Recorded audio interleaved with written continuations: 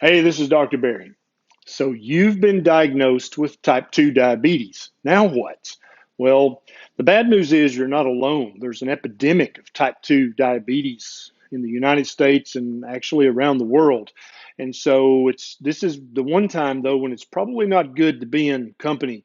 So I want to go through 10 things that you need to know as a newly diagnosed type 2 diabetic. And these things can literally save your life, save your health span, and save your sanity. So please watch this video so that you get all 10 of these things that you really need to know as a type 2 diabetic. Now, as many of you guys know, there are millions of people who have received a diagnosis of type 2 diabetes or pre-diabetes. And the problem is damage is being done every day that the blood sugar is even a little bit high. And so I need your help to help me share these 10 things with as many type 2 diabetics and pre-diabetics as we possibly can. Please consider sharing this video on your Facebook, share it on YouTube, share it on Twitter, share it on Instagram.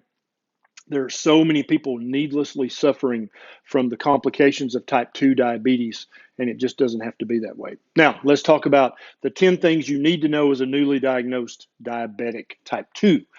Number one, you've got to know, are you a type 2 really? Or are you a type 1? Or are you a late onset adult diabetic? Or do you have gestational diabetes?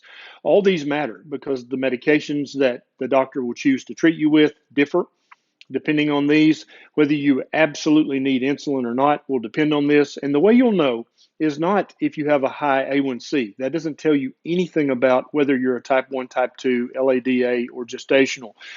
If you're a type 1, then you don't make insulin. And so your fasting insulin and your C peptide will be essentially zero. You're a type 1, you're going to have some insulin. If you are a type 2 diabetic, you'll hear many, many times, even on the American Diabetes Association website, that you're just not making enough insulin or your insulin doesn't work right. And this is absolutely incorrect. And so, as a newly diagnosed type 2 diabetic, you need to ask for a fasting insulin and for a C peptide level. And both of these are going to be very high because your pancreas is making lots of insulin to try to deal with all the sugar that you've been eating, whether you knew you were eating it or not.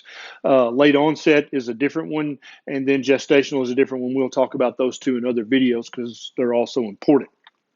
And so, number one, you've got to figure out, are you truly a type 2 diabetic or are you one of the other kinds of diabetics? It's very common that doctors don't check all the lab work needed to truly make this distinction.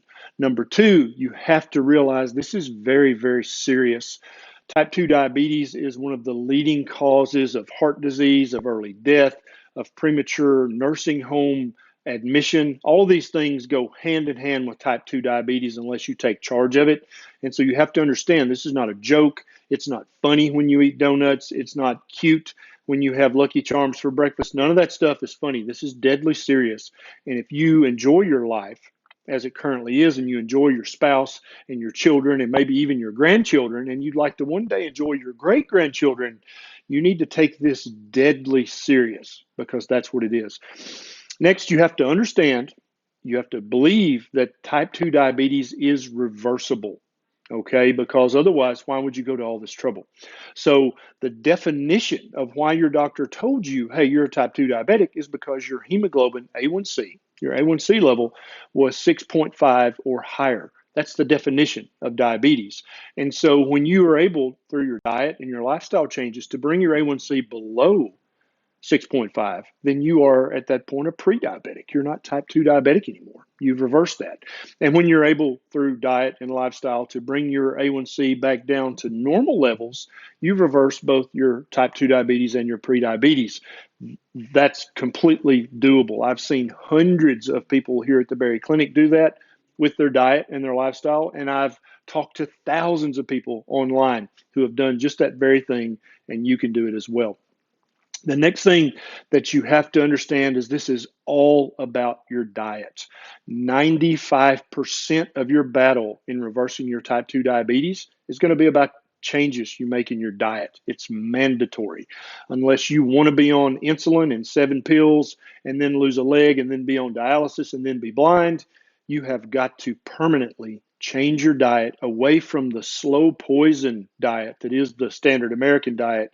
You can't listen to any of the other experts because they're going to tell you to eat upwards of 300 grams of carbohydrate a day, which is going to keep your blood sugar sky high. You don't want to do that. And so you have to understand, you have to learn how to feed a human being. You have to know what to eat and what not to eat, or you will get sick, you will suffer, and you'll die an early, miserable death with type 2 diabetes. But all of that's preventable. The next thing you should do is demand a continuous glucose monitor from your doctor. Continuous glucose monitors, or CGMs, are going to revolutionize the way type 2 diabetics can take care of their own self. You will immediately be able to see whether the dietary advice your doctor or your dietitian gave you was good advice or bad advice by watching your CGM. It gives you minute by minute updates on your blood sugar. And so when you eat that big, delicious bowl of steaming hot steel cut oatmeal that your doctor told you should have for breakfast every day, you'll immediately see your blood sugar doing this. And then you'll never eat that oatmeal again. The same goes for bananas and grapes and many other things that diabetics are told are really good foods for diabetics. Many of the pictures on the American Diabetes Association website will make your blood sugar spike in a similar manner.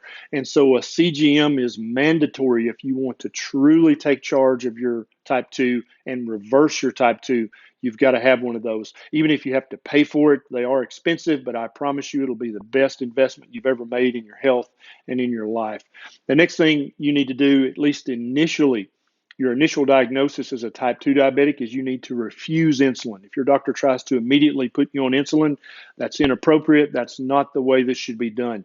You may get started on a pill, maybe on an injection, but you do not need insulin when you're initially diagnosed. I don't care how high your A1C is, because you're going to immediately start making changes in your diet. If you watch my other videos on the ketogenic way of eating, you can immediately start to lower your blood sugar back to normal levels with your diet alone. Do not start on insulin initially if that's what your doctor suggests. Say, you know what, doc, I'm going to change my diet. Let me have a month to try and fix this, and then we'll talk about that insulin when I come back. And that might make your doctor more comfortable.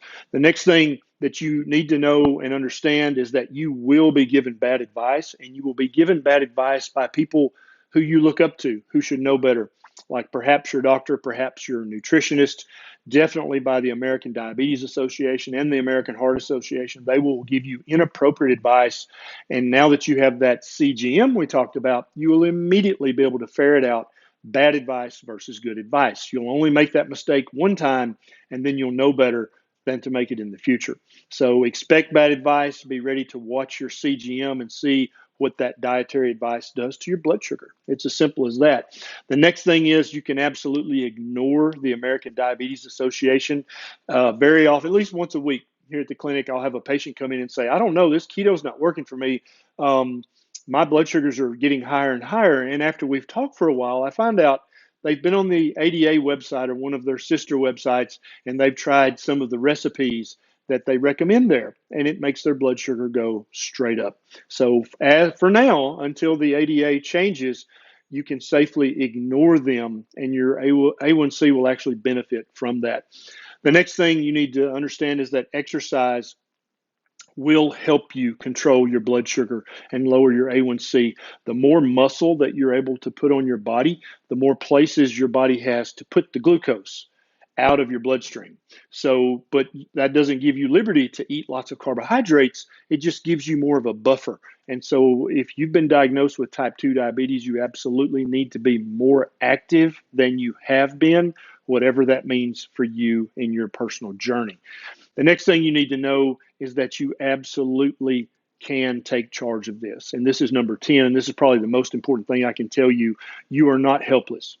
You are not powerless.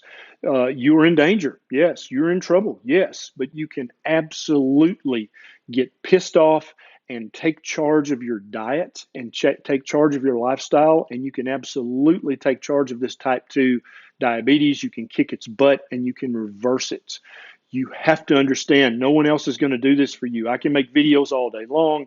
Your doctor can prescribe pills all day long. But if you don't make the choice, I'm gonna fix this, and get pissed off and say, that's it, I'm done. I'm not going to live like this anymore. I'm not going to suffer. I'm not going to make my children suffer and have to come see me in the nursing home because I had an early stroke or an early heart attack and I have heart failure so severe now I can't live at home anymore.